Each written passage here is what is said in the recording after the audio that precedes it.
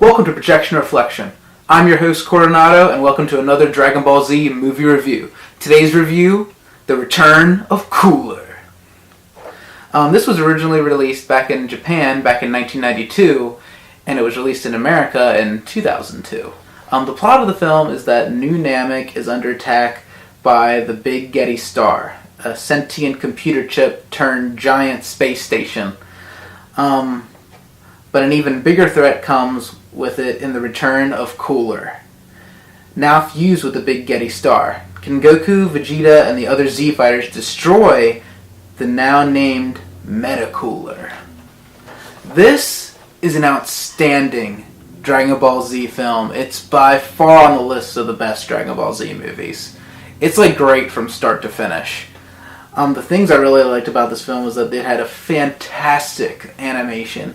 Compared to I don't know the difference really from the others, but it looked better somehow, especially like with the way it animated Metacooler. Like it just looked really good in this one. I don't know why.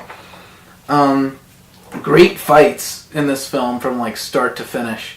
The whole fight between like Piccolo, Krillin, Gohan, and like these and Metacooler's robots. He has like these like spoiler alert. There's gonna be a good bit of spoilers in this video. So yeah, they're fighting against a whole bunch of robots, and that's really cool. At first, like they can't defeat them, but then they put all their energy in like to one hit, and it's smashing them to bits. Like it looks really cool, and the robots are like almost indestructible, and they're very cool looking. So yeah, I really liked that. In the movie, I loved the Goku versus Metacooler fight, just them alone. Like it was, of course, you know how I complained about the fight in Cooler's Revenge. Well, these fights make up for that. This has some amazing fights, like especially with Goku versus Metacooler. That is an awesome fight. Goku and Vegeta versus Metacooler. That is also a really awesome fight. Just them working together to defeat Metacooler is just really awesome, and I love that like Metacooler, like his mechanism can like adapt when fighting. So like he, even if like there's there's only one of them, he can multiply like hundreds of himself. Like there's like an army of Metacoolers coming after Goku and Vegeta, and and Metacooler is just so freaking cool. Like Metacooler made Cooler.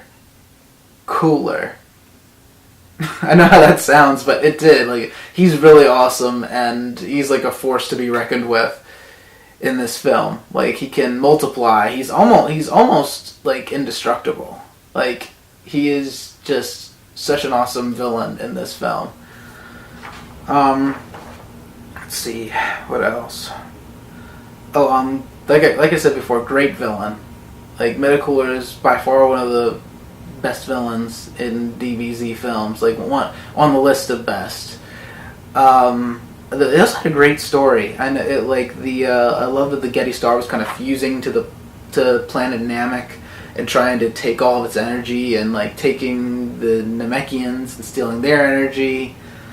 Like it was just a whole like easy story, destroy planet story, kind of like the Tree of Might, but I really liked it. I don't know why. I just really liked the story, and I think it was just Metacooler that made the story better. Like him as a villain, and his whole story of how he became connected to the Getty Star, about him being combined to the to this computer chip, the sentient computer chip, and then like him kind of taking over. Like the Big Getty Star used to be its own thing, but then once Cooler was fused to it, Cooler kind of took control over it, and he made his own robotic body, and it's a way cooler robotic body than Frieza's robotic body, let's just say that.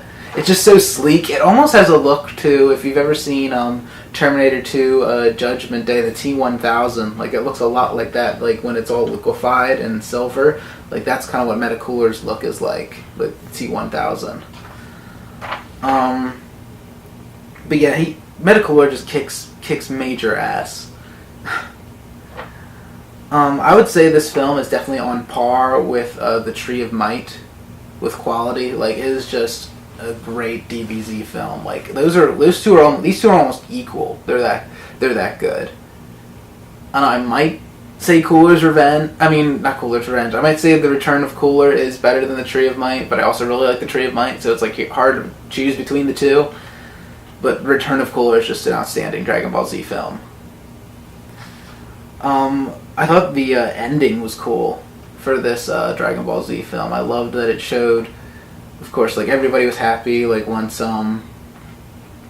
Cooler was destroyed. But the funny thing, after the big Getty Star was destroyed, like you see like Gohan looking for his dad, and then you see Goku and Vegeta like falling from the sky, and everybody's like, oh, like happy and stuff, and then you just see them fall like really fast, and Goku's like, ow.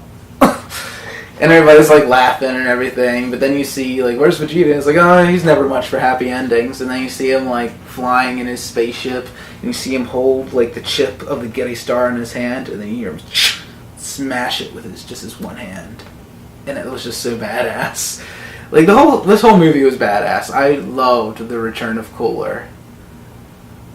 Man, just all the fights in this film the whole movie was a fight. Like most of the film was just all fighting. And I loved it.